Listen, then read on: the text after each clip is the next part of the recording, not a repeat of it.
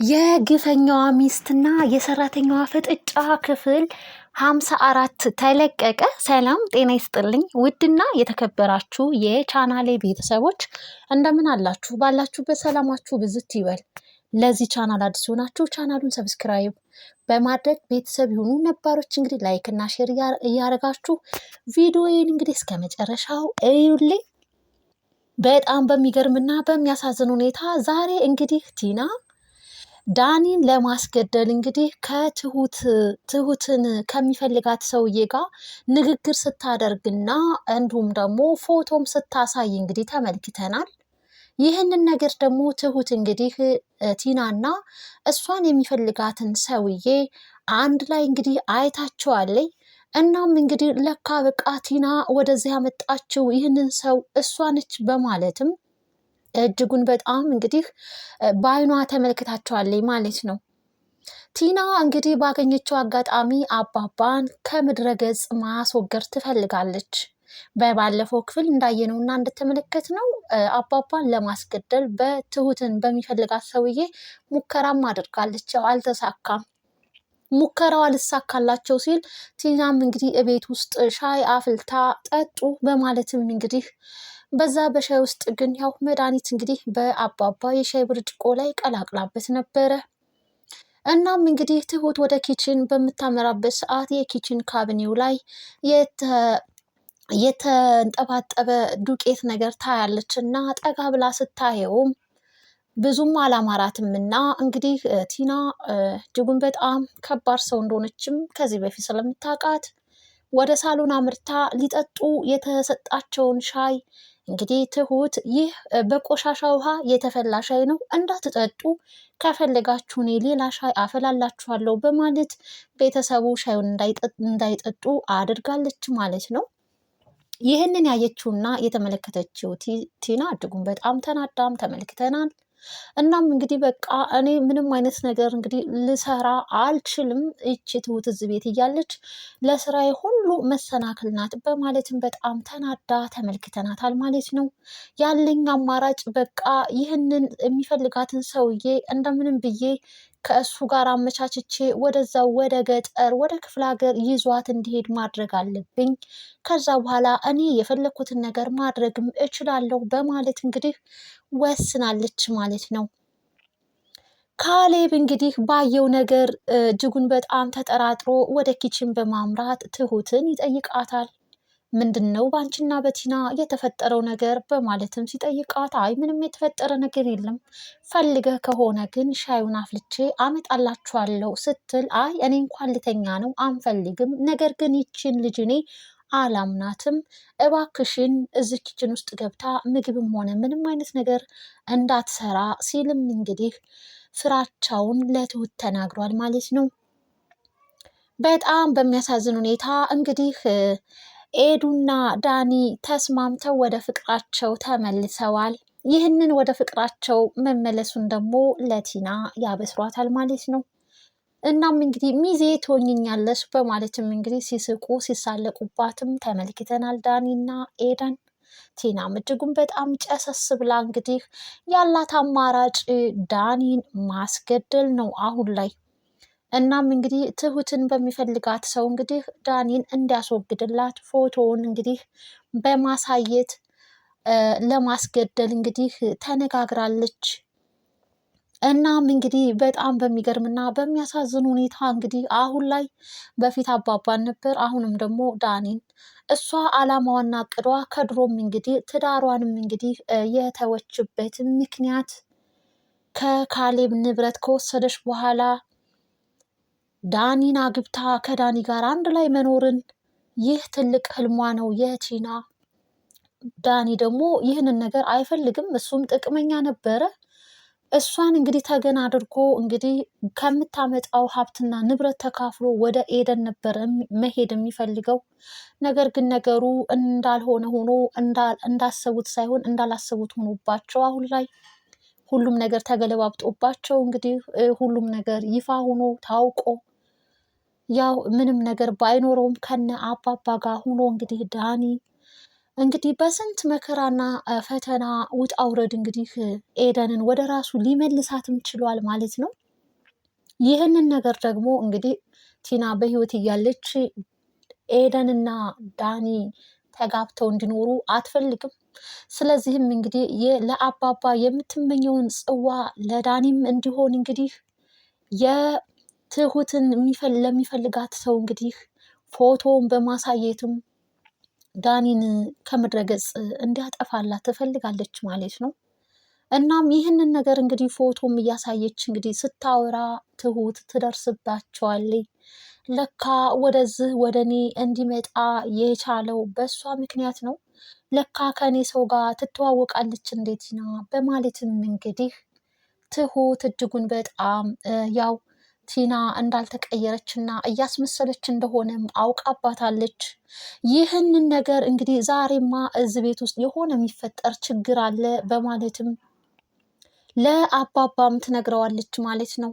እኔን እንግዲህ ከዛ በፊት እንግዲህ የሆነውንና የተፈጠረውን ነገር በባለፈው የግድያ ሙከራም እንግዲህ የተደረገው የትሁትን የሚፈልጋት ሰው እንደሆነ ለአባባና ለካሌብ በግልጽ አርጋ ስለነገረቻቸው ከጎንሽ ነን እኛ አይዞሽ ብለው እንግዲህ አበረታተዋታል ማለት ነው። እናም እንግዲህ ዛሬ ላይ ደግሞ ያየችውን ነገር እንግዲህ ለአባባ ተናግራለች። እናም ዛሬ የሆነ የሚፈጠር ችግር የሚኖር ይመስለኛል። እኔን እንግዲህ የሚፈልገኝን ሰው ቲና ታውቀዋለች።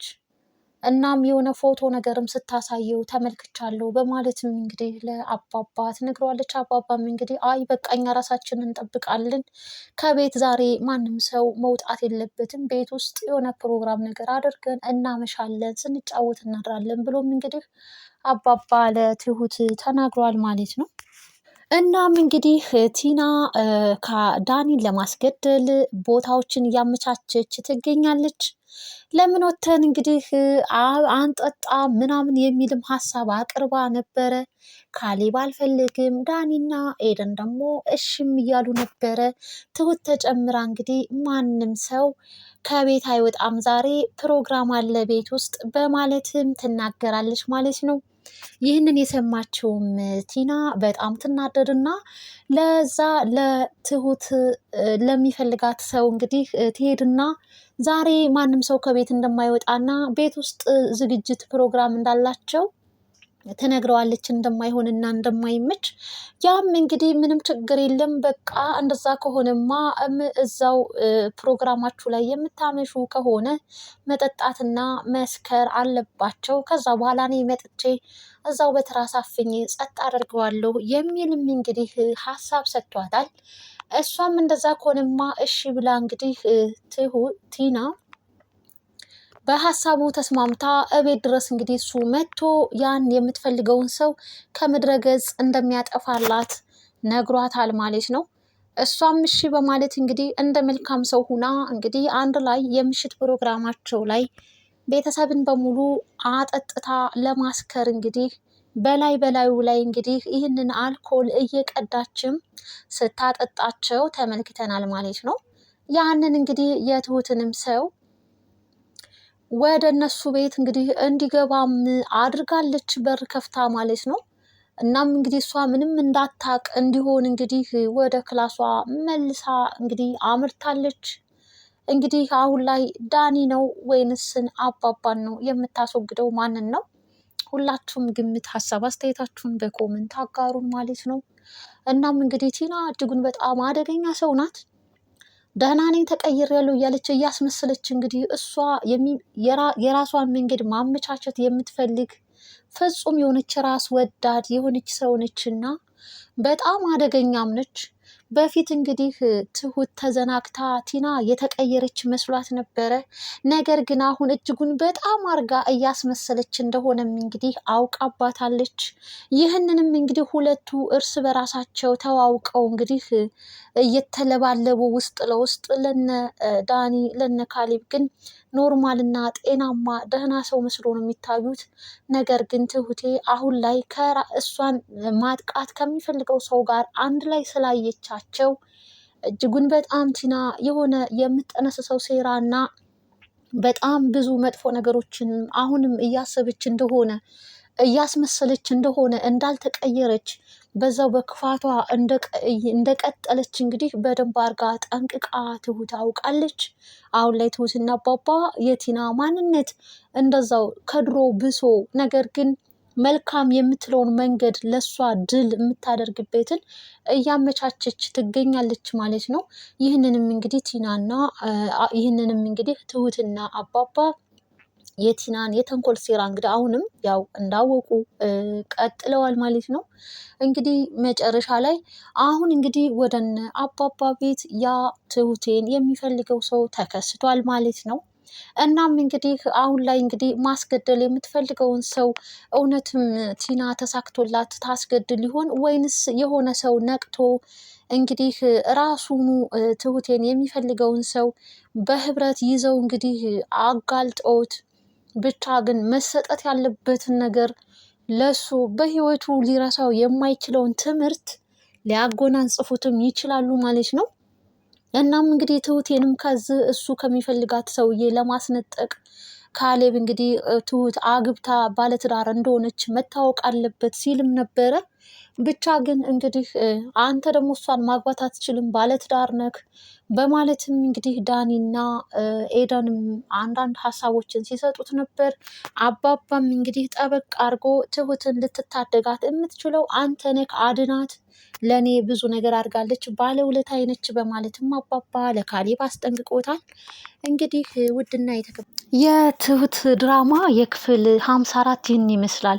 በቀጣይ ክፍልስ እንግዲህ ቲና ያሰበችው እቅዷ ይሳካላት ይሆን ወይንስ ተይዘው ይጋለጡ ይሆን? ሁላችሁም ሀሳብ አስተያየታችሁን በኮሜንት አጋሩን። ላይክ፣ ሼር፣ ሰብስክራይብ እያደረጋችሁ አበረታቱኝ። ለምታበረታቱኝ እጅጉን በጣም አድርጌ አመሰግናለሁ። አድማጭ ተመልካች ለነበረን ጊዜ ለነበረን ቆይታ እጅግ በጣም አድርጌ አመሰግናለሁ። ባይ ባይ። በቀጣይ ክፍል እስክንገናኝ